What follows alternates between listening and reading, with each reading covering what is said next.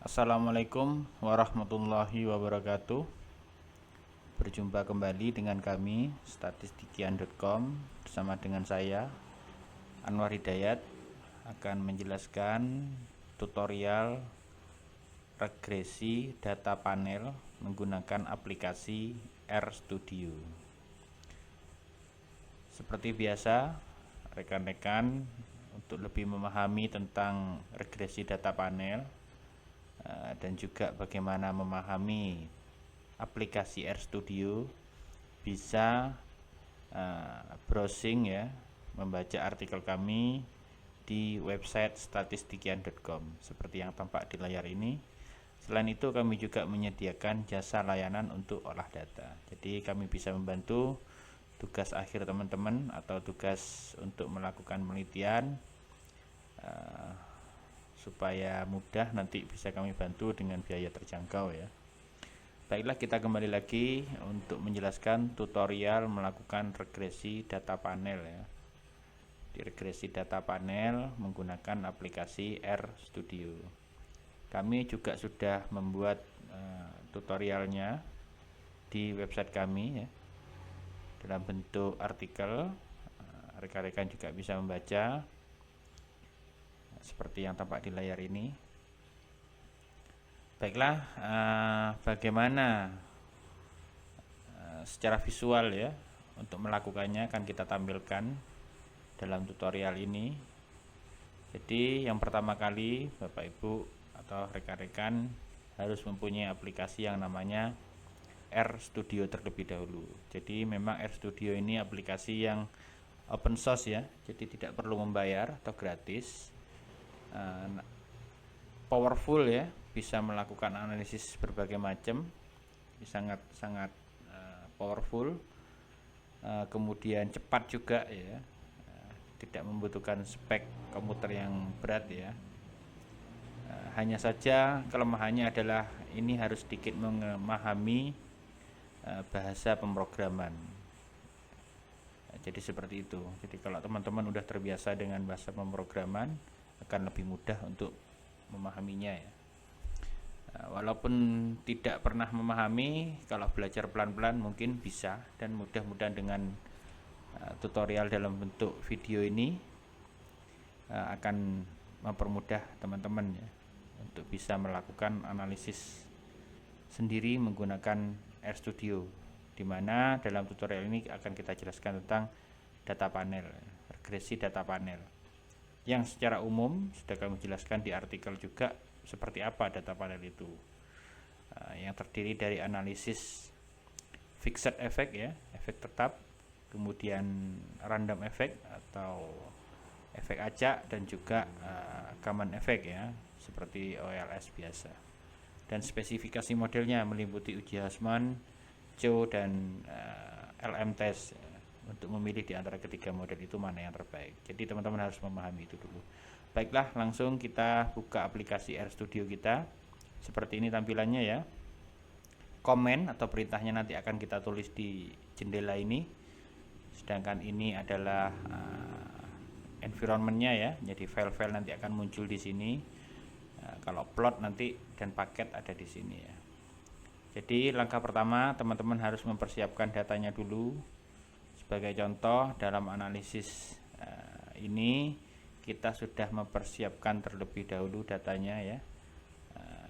Misalkan kita simpan di lokasi ini ya, di komputer kita simpan di lokasi tertentu, dan misalkan kita beri nama ya, misalkan saja kita beri nama dataset RStudio.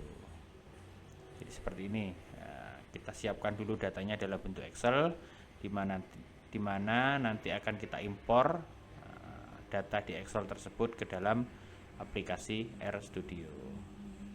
Karena kita akan melakukan regresi data panel, maka kita harus menyiapkan datanya adalah data berbentuk panel ya, yang merupakan gabungan atau kombinasi dari data cross section dan juga data time series. Jadi cross section atau data individu, misalkan itu adalah data perusahaan, perbankan, atau kabupaten atau wilayah ya. Kemudian untuk time series itu adalah data runtut waktunya. Seperti ini tampilannya contohnya ya teman-teman. Data panel itu kita sederhana saja. Misalkan kita akan meneliti bagaimana pengaruh dari X1, X2, X3 terhadap Y. Jadi Y ini adalah variabel respon atau terikatnya, sedangkan X1 sampai X3 adalah prediktornya. Kemudian kode ini bisa menunjukkan individu ya atau cross sectionnya. Misalkan ini bisa mewakili simbol dari perusahaan misalkan, atau provinsi, kabupaten, bank, dan lain-lain. Nah, kemudian ini time series. Jadi di sini kita menggunakan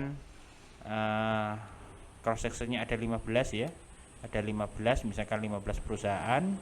Kemudian time seriesnya adalah dari tahun 2020 sampai 2024. Berarti ini ada data 5 tahun. Jadi data yang digunakan adalah data yearly atau data tahunan. Total maka nanti akan ada 15 dikalikan 5, jadi ada sekitar 75 ya. Jadi ada 75 observasi yang akan kita gunakan untuk analisis regresi data panel ini. Setelah kita siapkan datanya, maka kita kembali ke aplikasi RStudio ya. Kemudian kita bisa menggunakan menu yang ada tanpa mengetikkan perintah secara manual ya. Jadi kita bisa menggunakan fitur yang memang sudah disediakan oleh RStudio, yaitu dengan cara import ya, import dataset. Nah, misalkan kita akan import dari file Excel, jadi seperti ini caranya. Kemudian kita klik browse ya, kita arahkan di mana data itu kita simpan. Misalkan di sini ya, dataset RStudio, kita klik ya. Kemudian kita open. Nah, kita tunggu sebentar, maka nanti akan berjalan proses, dan apabila ada beberapa sheet di dalam aplikasi Excel tersebut, nanti kita bisa pilih sheet yang mana yang akan kita gunakan. Karena di sini hanya ada satu sheet ya, namanya sheet dataset, maka kita bisa tidak perlu memilih. Tapi kalau ada beberapa sheet, maka kita harus memilih ini ya, sheet mana yang akan kita pilih. Nah, ini masih berputar karena agak berat ya. Komputer kami selain membuka aplikasi RStudio juga membuka alat perekam ya, alat perekam layar untuk merekam layar tutorial ini. Nah, jadi seperti ini ya rekan-rekan. Kalau lebih dari satu sheet kita pilih di sini ya, dataset. Nah, kemudian first row as name ini kita centang ya, agar nanti row awal ya, row awal atau row pertama ini nanti akan otomatis menjadi name-nya ya, atau penanda unik dari atau nama variabelnya. Kemudian open data viewer supaya nanti terlihat ininya, datanya tampil di layar. Kemudian kita klik import ya. Nah, seperti itu ya rekan-rekan. Atau dengan cara lain, yaitu dengan cara mengetikkan perintah ya, mengetikkan perintah secara manual, yaitu seperti ini perintahnya. Library ya, kita tuliskan library seperti ini. Kemudian red XL, ini nama library-nya yang diimpor.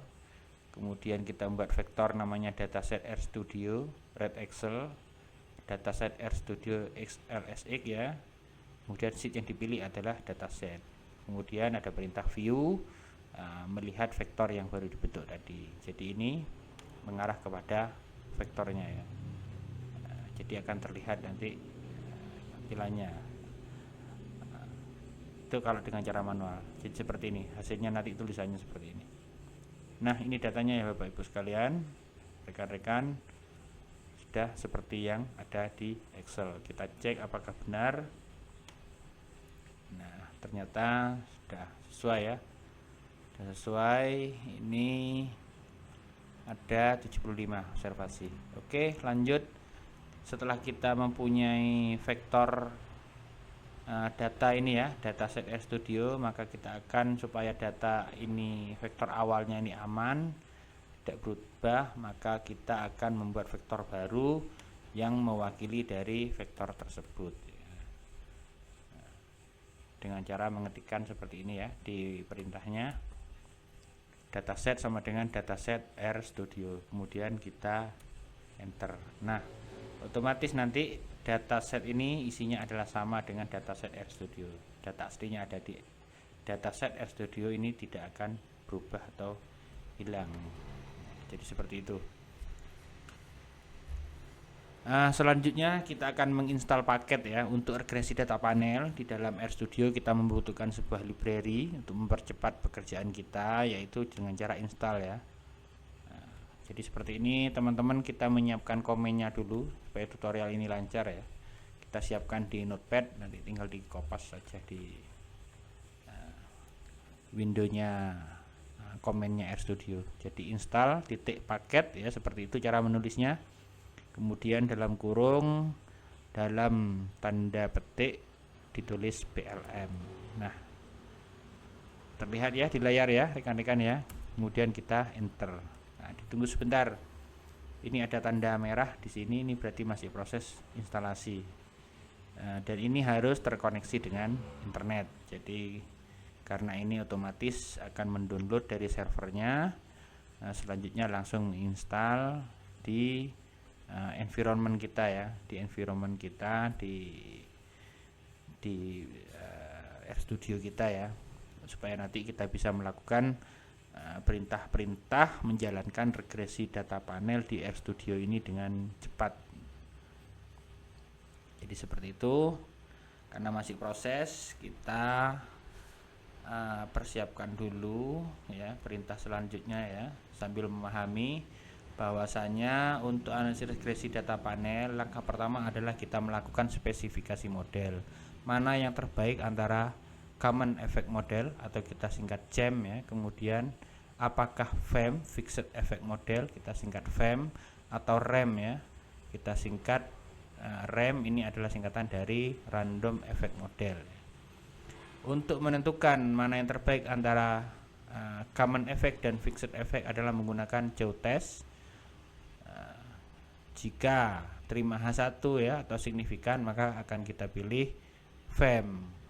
Jika terima H0 atau tidak signifikan, maka kita memilih CEM, Common Effect. Apabila nanti sudah geotest, kita lanjutkan uji Hausmann ya. Apabila terima H1 geotestnya, berarti yang terpilih adalah Fixed Effect, maka selanjutnya kita bandingkan apakah Fixed Effect ataukah Random Effect yang terbaik, yaitu menggunakan Hausmann test.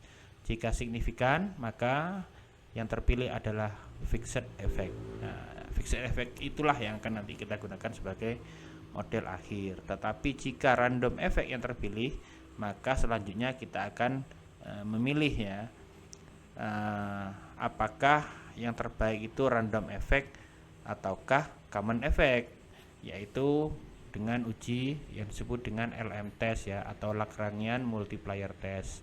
Di sini juga sekaligus menilai apakah efek yang signifikan nanti apakah individual saja ya, atau cross section saja, ataukah time effect saja, atau periodenya, atau dua arah atau dua-duanya, yaitu two ways ya, individual dan time.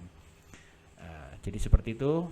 Setelah kita memahami konsepnya, kita kembali lagi ke aplikasi RStudio yang tadi sudah proses selesai instalasi library PLM-nya. Maka akan kita lakukan analisis CEM terlebih dahulu ya, Common Effect. Caranya sintaknya adalah seperti ini ya. Teman-teman bisa membuka nanti di website kami ya untuk perintah-perintahnya. Website kami sudah lengkap itu perintah-perintahnya seperti apa untuk mempermudah. Jadi seperti ini, kita buat vektor dulu CEM ya, kita beri nama CEM, ada tanda ini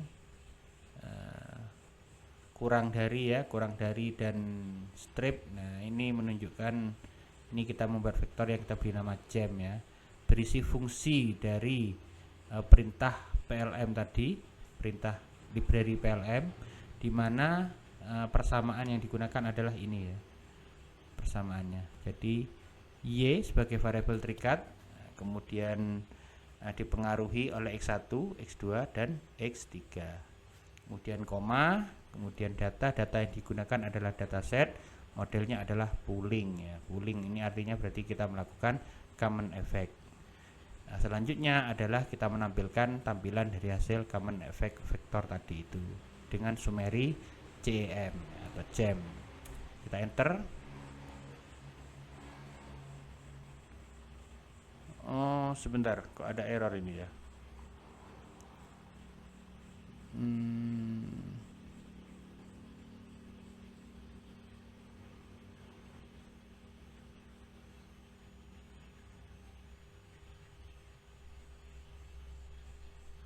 Oh ini tadi belum di install ya.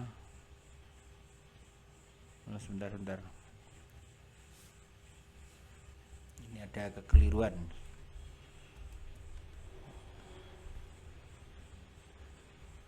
Oh belum kita panggil ya, maaf. Belum kita panggil library-nya. Jadi kita panggil dulu library-nya. Setelah kita install, maka kita panggil library-nya dengan ketik library dalam kurung plm dan kita install. Nah, setelah kita panggil library-nya, barulah kita ketik perintah yang tadi ya untuk melakukan common effect model. Kita tunggu dulu. Masih proses ya, selesai ya, tanda merah di sini tadi sudah hilang, berarti kita lanjutkan untuk analisis ya. Nah ini hasilnya ya rekan-rekan, ini hasil dari analisis common effect model ya atau GEM ya. Selanjutnya kita akan melakukan fixed effect model ya. Cara menuliskannya hampir sama dengan GEM tadi, cuman vektor yang kita gunakan kita beri nama FEM ya. Kemudian persamaannya, formulanya tetap ya seperti ini, datanya tetap dataset. Ini dataset ini merujuk kepada vektor yang tadi kita buat ya di awal dataset tadi. Kemudian yang kita gunakan untuk cross sectionnya adalah kode ini ya. Kemudian untuk time seriesnya atau periodenya adalah tahun. Modelnya kita gunakan within ya, within berarti efeknya adalah individual. Jadi ini satu arah ya, FEM satu arah, jadi FEM hanya cross sectionnya saja. Kemudian summary dalam kurung FEM kita enter. Nah ini hasil dari analisis FEM kita tidak usah lihat dulu ya, yang penting kita kerjakan dulu dan simpan. Ini nanti otomatis tersimpan hasil dari persamaan FEM kita. Sebelumnya juga GEM sudah tersimpan. Selanjutnya kita lakukan analisis RAM ya, hampir sama, hanya saja untuk modelnya ini adalah random ya. Ini berarti kita mengerjakan RAM. Kalau yang tadi FEM itu modelnya adalah within ya, within itu FEM. Jadi seperti ini kita enter. Nah inilah hasil dari analisis random effect model kita. Jadi sudah selesai semua rekan-rekan, GEM, FEM maupun RAM-nya. Selanjutnya adalah kita akan melakukan geotest. Geotest kita harus mengetikkan perintah seperti ini, yaitu menggunakan perintah pull test ya. Pull test dibandingkan antara GEM dengan FEM. Nah, kita enter. Ternyata hasilnya kita lihat p-value-nya ya ternyata kurang dari 2,2 kali 10 pangkat min 0,16 ya. 2,2 kali 10 pangkat min 16 itu artinya 0,0000 sekian gitu ya. Jadi kurang dari 0,05, maka signifikan. Kalau signifikan atau terima 1, maka kita pilih FEM ya. Kita pilih FEM ya. Nah, begitu caranya teman-teman ya, kita pilih FEM. Nah, selanjutnya setelah kita pilih FEM, maka kita lanjutkan dengan Hausmann test. Kita bandingkan apakah yang terbaik tetap FEM ataukah RAM. Jadi Jadi fixed effect ataukah random effect dengan fungsi ini ya, pH-test ini, pH-test. Nah, kemudian kita enter ya. Nah, ini hasilnya Hausmann testnya, ternyata p-value-nya adalah 0,06257. Jadi di atas 0,05 atau lebih besar dari 0,05, maka model yang terpilih adalah random effect.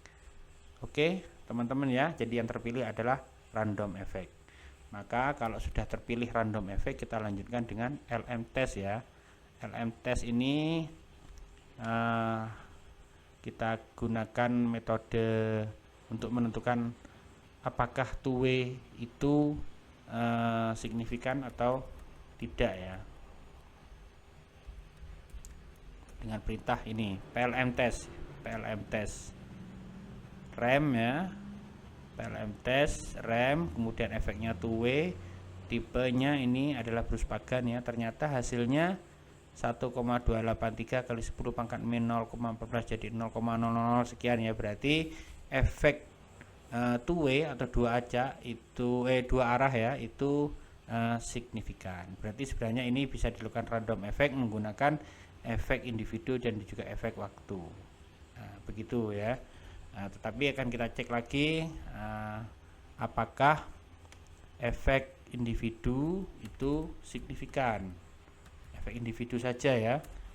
Jadi seperti ini, menggunakan individual. Kalau tadi two-way ternyata juga sama 0,000 sekian ya, 1,744 kali 10 pangkat min 0,15. Ini artinya kurang dari 0,05 maka signifikan. Berarti efek individu ini adalah signifikan. Kemudian PLM test ya, untuk menguji apakah efek waktu itu signifikan atau tidak ya. Nah, ternyata untuk efek waktu itu tidak signifikan ya.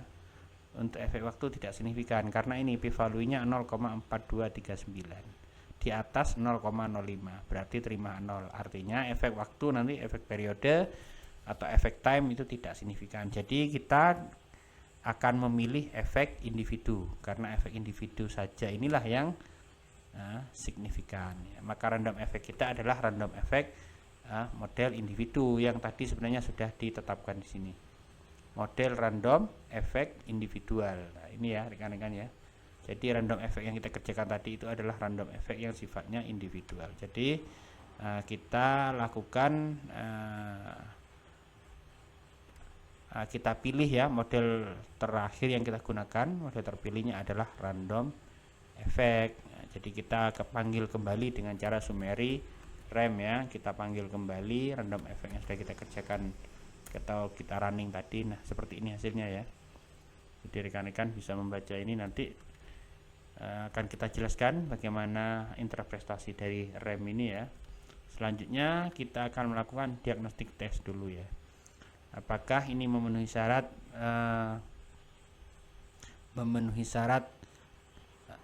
uji asumsi ya, baik autokorelasi, cross sectional dependent test ya, normalitas dan heteroskedastisitas ya. Jadi dengan kita akan menggunakan library ini, LM test namanya.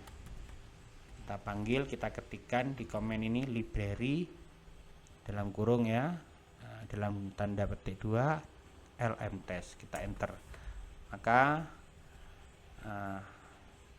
sudah terpanggil ya library-nya agar kita bisa mengerjakan uji asumsinya nanti. Yang pertama adalah uji PBG test ya, atau ini Bruce Pagan ya, studi desain Bruce Pagan. Kita lihat hasilnya PBG test terhadap rem tadi, Bruce Godfrey ya, maaf ya, Bruce Godfrey atau Woolrich test ya untuk serial korelasi pada data panel. Ternyata p-value-nya 0,2298 di atas 0,05 maka terima 0, yang artinya model rem kita ini tidak ada masalah autokorelasi.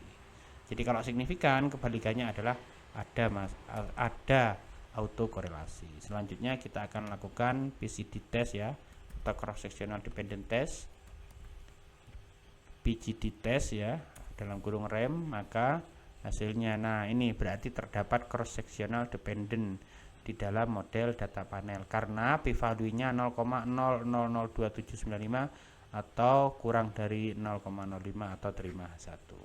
Jadi ada cross sectional dependent ya. Kemudian untuk normalitas kita harus membuat membuat residual dulu ya, membuat residual atau gala taksiran dulu dengan cara kita membuat Y prediksi dari rem, namanya kita beri nama fitted rem ya. Formulanya adalah predik dari rem. Kemudian kita hitung residualnya. Caranya adalah residual merupakan selisih antara Y aktual itu ini ya. Di dalam vektor dataset kita beri tanda dolar Y, ini berarti merujuk ke ini, ke Y aktual, kemudian dikurangi fitted rem. Fitted rem ini Y prediksinya. Maka itulah nilai residual rem. Kemudian kita lakukan uji Shapiro-Wilk ya pada residual rem tersebut. Jadi seperti ini ya perintahnya teman-teman, kita enter. Maka hasilnya kita bisa lihat uji normalitasnya 0,0163, di mana kurang dari 0,05 berarti tidak berdistribusi normal. Oke, lanjut kita uji heteroskidastis ya, menggunakan BP test atau Studentized Bruce-Pagan test ya. Kita ketikkan seperti ini, BP test dalam kurung rem, kemudian kita enter. Nah, ini ternyata hasilnya p-value 0,6937 di atas 0,05, maka ini tidak terdapat masalah heteroskidastis. Nah, jadi seperti itu ya rekan-rekan untuk uji asumsinya.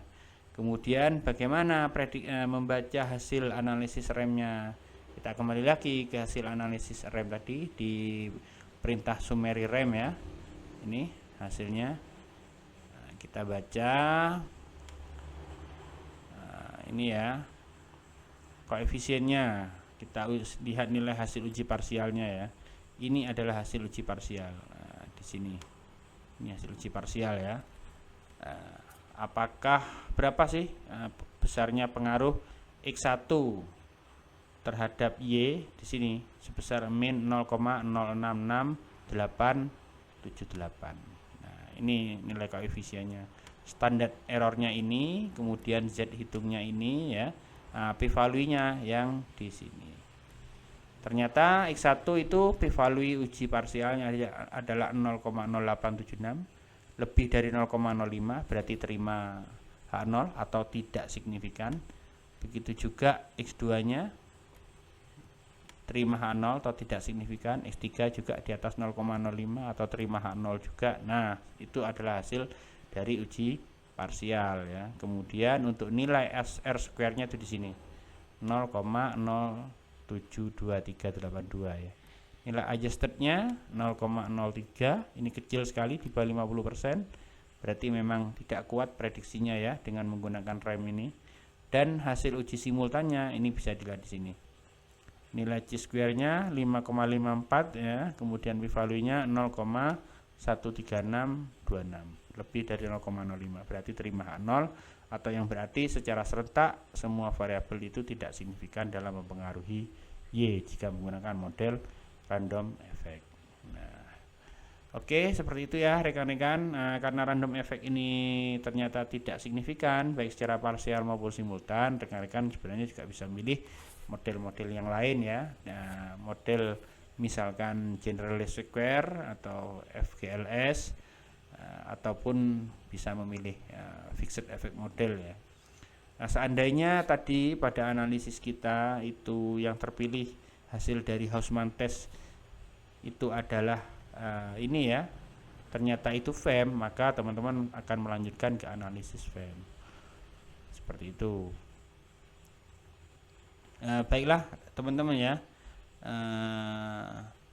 untuk sebelum kita masuk bagaimana analisis FEM, kita coba analisis menggunakan rem tetapi dengan hasil atau estimator yang robust atau kebal terhadap pelanggaran masalah yang tadi kita temukan, yaitu cross sectional correlation ya, dan juga masalah autokorelasi atau heteroskidastis ya. Apabila terdapat asumsi, pelanggaran asumsi, kita bisa menggunakan metode yang robust atau kebal. ada beberapa pilihan di RStudio ya. Kita tampilkan dua saja. Jika terdapat cross-sectional correlation atau cross-sectional dependent, maka kita bisa menggunakan Driscoll Gray ya. Driscoll Gray. Kita coba klik di sini, kita ketikkan perintahnya. Jadi seperti ini perintahnya. VCOV SCC. SCC ini mengarah kepada Driscoll Gray ya. Nah, kita lihat hasilnya, kemudian kita enter. Nah, ini ada sedikit perbedaannya, standar error dan p-value-nya. Jadi seperti itu ya. Ini robust terhadap pelanggaran asumsi heterosikdastis dan autokorelasi jika terdapat cross section dependent. Jika tidak terdapat cross section dependent ya, apabila terdapat cross section dependent, kita bisa menggunakan Naive West ya. Ini kita ketikkan seperti ini ya, VCOV SCC. Kalau tadi VCOV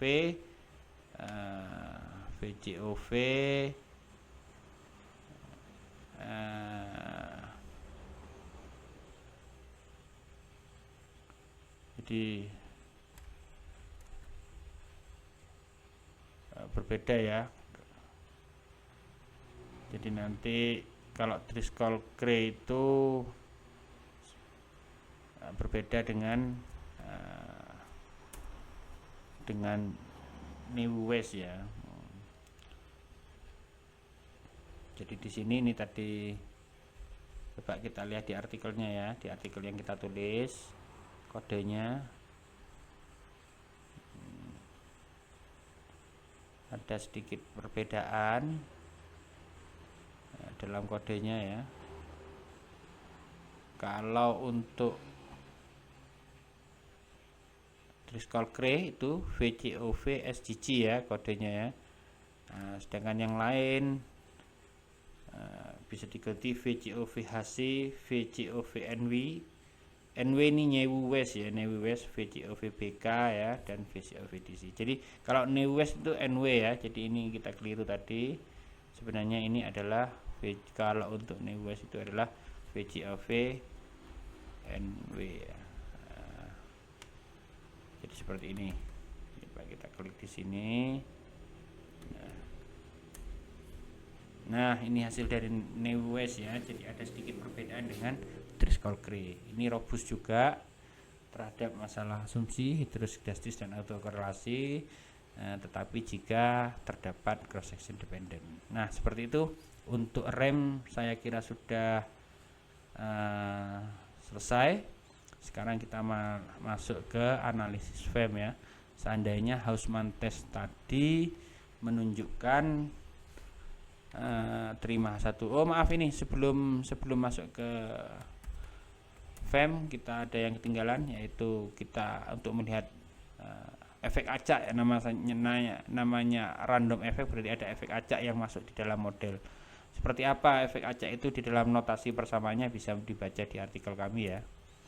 Ini adalah nilai acaknya, rata-ratanya kalau efek acak itu pasti 0 ya. Nah, kemudian untuk nilai minimal, maksimal itu muncul di sini. Nah, oke, kita masuk ke analisis FEM. Kita panggil kembali analisis FEM yang sudah kita kerjakan tadi. Kita klik seperti ini, summary FEM. Tampil seperti ini ya. Kalau FEM bacanya sama tadi dengan random effect. Ini uji parsialnya ya. Nah, ini ternyata terima H0 semua ya. Tidak ada yang signifikan. Kemudian R square-nya di sini, adjusted R square-nya di sini ya. Kemudian hasil uji simultannya itu di sini. Ini sama ternyata dengan rem tadi, bahwasanya semuanya terima H0 atau tidak signifikan. Tidak masalah ya, karena ini hanya uji coba. Otomatis pada penelitian Anda sesungguhnya nanti diupayakan ini hasil uji simultan itu harus signifikan ya, harus terima satu, dan juga untuk uji parsial minimal ada satu yang signifikan, dan R square-nya diharapkan tinggi ya, di atas 50% itu baik ya. Jadi seperti itu. Oke, uji asumsinya tidak jauh beda caranya dengan tadi, dengan rem ya. kita membuat untuk uji normalitas kita membuat nilai Y prediksi dari FEM, kemudian hitung residualnya, kemudian uji Shapiro-Wilk. Nah, ini hasilnya. Ternyata hasil uji Shapiro-Wilk pada residual FEM itu di atas 0,05 ya. Ini sebesar 0,5917, berarti tidak ada masalah distribusi tidak normal ya, berarti residualnya berdistribusi normal. Kemudian selanjutnya kita uji BP test ya. BP test ini ternyata hasilnya juga terima H0. Ini berarti tidak ada heteroskidastis. Untuk uji autokorelasi kita juga menggunakan BBG test ya. BBG test dalam kurung FEM. Karena yang kita prediksi nilainya adalah FEM ya, maka hasilnya nah ini 0,05378. Ini artinya terima 0 atau juga tidak ada masalah autokorelasi. Kemudian kita tes CD testnya ya. CD test cross sectional dependentnya bagaimana? Ternyata ini terdapat cross sectional dependent. Oke, kita uji robust juga menggunakan Driscoll-Cray. Caranya sama dengan tadi, hanya saja yang kita buat robust adalah FEM. Kalau yang tadi adalah REM ya. Ini kita FEM. Driscoll-Cray kodenya SCC ya, SCC. Nah, ini hasilnya. Kemudian untuk NYWS ya, jika terdapat cross sectional dependent seperti yang kita alami di sini, maka kodenya adalah menggunakan ini NW. Nah, NW ya. Klik. Nah, ini hasilnya. Jadi seperti itu. Saya kira untuk sementara kita cukupkan dulu artikel ini. Oh, ini ada yang ketinggalan lagi. Untuk melihat fixed effect ya, untuk FEM itu di dalam persamaannya seperti yang kita ketahui ada efek individu. Jadi interceptnya nanti pasti ditambahkan dengan efek individu. Ada konstanta yang sifat nilainya sama di semua individu. Kemudian ada efek yang tidak sama di setiap individu. Itu namanya fixed effect ya, atau efek individu. Ini muncul ya, tadi perusahaan 1 misalkan atau kode 1 nilai efek individunya adalah 4,39255. Untuk yang individu ke-15 itu 4,36924 dan seterusnya. Ini tidak sama semua. Ini nanti ditambahkan dengan konstanta ya. Untuk konstantanya mana? Nah, konstantanya ini. Gitu ya. Jadi untuk apa namanya? Untuk FEM ya, untuk FEM itu nilai interceptnya itu berbeda-beda. Ini merupakan hasil gabungan ya, sudah hasil gabungan antara efek individu dengan konstantanya. Jadi nilainya ada sebesar 4,39255 untuk kode 1 atau perusahaan 1, dan perusahaan-perusahaan lainnya adalah seperti ini nilainya.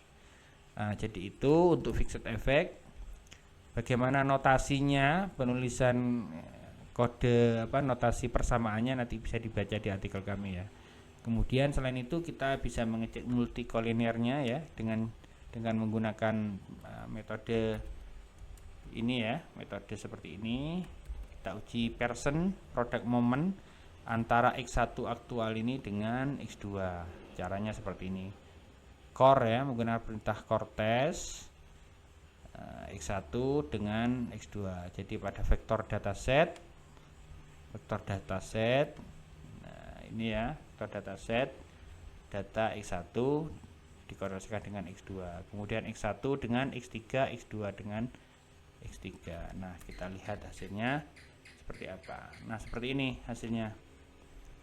Jadi uji korelasi antara X1 dengan X2 ternyata Ini koefisiennya ya 0,625 9803 kurang dari 0,9, berarti korelasi keduanya tidak kuat.